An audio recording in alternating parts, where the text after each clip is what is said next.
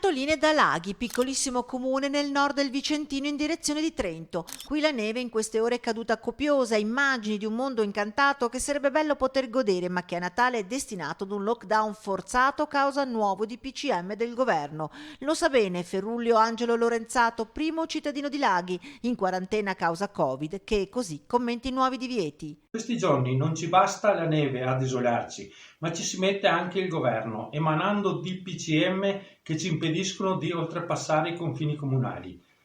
Condivido quanto affermato dal presidente Luca Zaia. Non si può applicare normative valide per le grandi città, ma del tutto fuori luogo per i piccoli comuni montani, come Laghi, che per i suoi 130 abitanti, sparsi su un territorio di 22 km² e in un'unica trattoria costretta alla chiusura, non certo per problemi di assembramento. Nella stessa situazione anche altri 9 comuni del Vicentino: Lastebasse, Tonezza del Cimone, Posina, Rozzo, Foggia, Pedemonte, Zovencedo, Gambugliano e Asigliano Veneto.